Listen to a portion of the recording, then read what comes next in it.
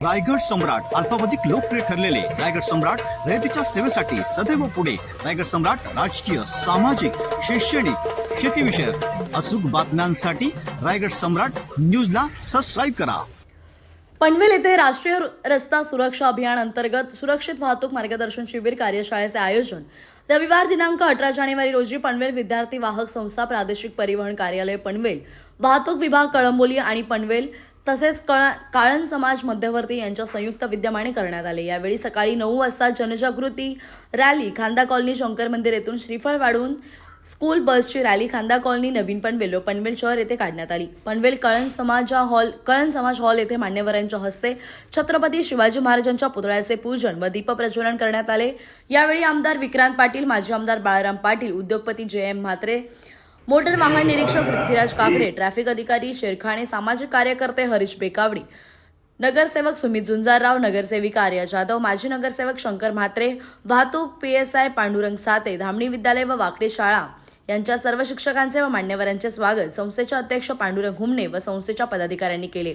यावेळी आदिवासी 2 शाळेच्या विद्यार्थ्यांना वह्या वाटप करण्यात आलं व 11 तारखेला ज्या लोकांनी रक्तदान केले त्या सभासदांना सन्मानित करण्यात आले.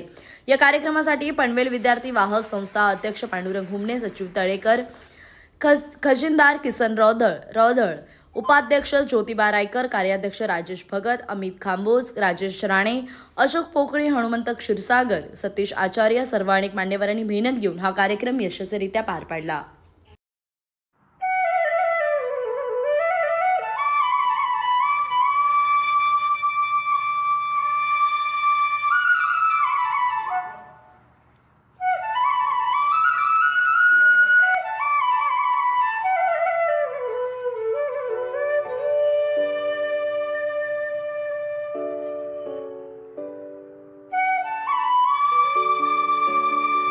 आणि एखाद्या धबधब वेगाने घेऊन जाताना किंवा शिस्तीत घेऊन जाताना अशा किती मिनिटांचा फरक पडतो हा प्रश्न आपण स्वतःला विचारला पाहिजे. आणि ते मिनिट जर आपण वाचवले तर आपण असा कोणता उद्योग करतोय की ज्यांनी खूप लाखोचा आपला फायदा होईल इच्छित ठिकाणी पोहोचले. आजकाल सगळ्यांकडे मोबाईल आहे. डिलिव्हरी बॉय ही स्कीम भारतामध्ये खूप सक्सेसफुल आहे. सगळ्या गोष्टी तुम्ही आज ऑनलाईन ऑर्डर करू शकता, घरात त्या गोष्टी घेऊ शकता. पार्सल तुम्ही देऊ शकता ऑनलाईन पद्धतीने. असं असताना आपण रस्त्यावरती तारवळ पुढे स्वतःची आणि इतरांची अशी वाहतूक केली पाहिजे का, अशी गाडी चालवली पाहिजे का, हा प्रश्न आपण स्वतःला विचारला पाहिजे. सिग्नल पाळले तर ही खूप जुनी गोष्ट आहे. तर मी पनवेल वाहतूक शाखेच्या वतीनं आपल्याला मार्गदर्शक शब्द सांगत आहे.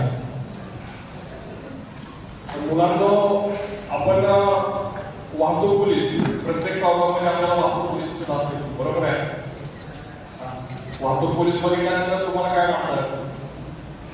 पोलीसवाले थांबले आमच्या गाडीवर फाईन मारतील, पण का फाईन मारतील याचा विचार आपण करतो का? म्हणजे ट्रॅफिक पोलिसाचा फाईन मारण्याचा उद्देश कशासाठी असतो?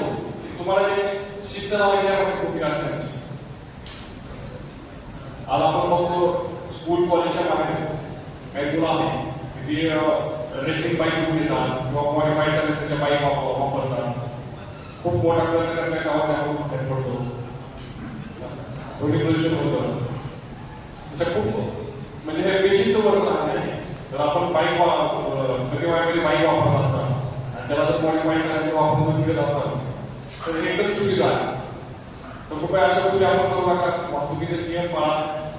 मी एक 2 मिनिटं फक्त सगळ्यांनी लक्ष द्या. मी तुम्हाला एक डाटा सांगतो. मी तुम्हाला ते चित्र समोर तुमच्याबद्दल जाईल किंवा हा सगळा कार्यक्रम घेण्यामागचा उद्देश काय आहे, ट्रॅफिक असेल किंवा RTO साहेब असतील, आम्ही तर त्यासाठी काय आलो आहे एक 2 मिनिटं तुम्हाला फक्त एक डाटा सांगतो. तुमच्या लक्षात येते तुम्हाला समजतो.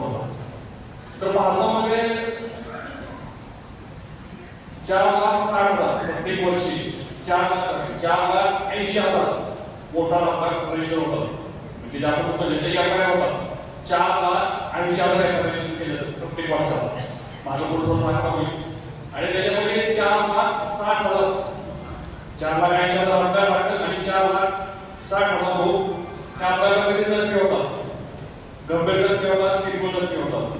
आणि त्यापैकी प्रत्येक वर्षाला 1,60,000 1,70,000 एवढे लोक बैल पावत आपल्याकडे, म्हणजे प्रमाण खूप मोठं आहे. आणि सांगितलं की बाबा दर 3 ते 4 मिनिटाला एक इसम ते असं किंवा पुरुष असते तो अपघातामध्ये बैल पावतो. आपण जर नियम पाळले अपघाताचं प्रमाण 100% कमी होईल. विद्यार्थी वाहतूक संस्था पनवेल म्हटलं की विद्यार्थ्यांची आतोनात काळजी घेणारी, पालकांचा विश्वास पुरेपूर जतन करणारी, शाळांच्या व्यवस्थापनाचा त्या ठिकाणी विश्वास जतन करणारी एक नामवंत संस्था म्हणून पनवेल परिसरामध्ये घडते आणि अतिशय जबाबदारीनं विद्यार्थ्यांना ज्ञान करण्याचं काम ते करतायत. केवळ ज्ञान करण्याचं काम नाही, त्यांना आपल्या मुलाला प्रेम देण्याचं काम देखील साधी करत असते. आणि म्हणून पालकांचा आज या संस्थेवर गाढा असा विश्वास आहे. या विश्वासाला जपण्याच्या दृष्टीनं वर्षातून सुरक्षिततेच्या बाबतीत, विद्यार्थी शाळांच्या बाबतीत 2-3 तरी कार्यक्रम चांगले हा मंडळ आयोजित करत असतो. सुरक्षित वाहतूक मार्गदर्शन शिबिर कार्यशाळा या कार्यक्रमाला आज मार्गदर्शन करण्याकरता आदर असलेले पनवेलचे आरटीओ पृथ्वीराज काकडे साहेब, त्याचप्रमाणे ट्रॅफिकचे शेरकारे साहेब, आपले सामाजिक कार्यकर्ते बेलचे आणि बेकावे साहेब, व्यासपीठावर असलेले सर्व सन्माननीय ज्यांनी मार्गदर्शन केलं आणि आपल्या या विद्यार्थी वाहतूक प्रेम असणारे सर्व त्यांचे चाहते. आज आपण बघतो या रस्त्यावर अनेक अपघात होत असतात. याला दोष आपण रस्त्याला देत असतो. कदाचित बोर्ड नसेल हे आम्ही मान्य करू शकणार याला. कशावरती ते प्रॅक्टिकली असतात, काम चालू असताना लेबर लोकांच्या हातून लावले जात नाही आणि मग तो त्याच्यावर तो बोर्ड लावला. आपण सुद्धा रस्त्याची तिथं कामं चाललेली असतात, प्रॅक्टिकली तिथं आपण स्लो चालायला पाहिजे. अपघातात कधी सांगून होत नसतो.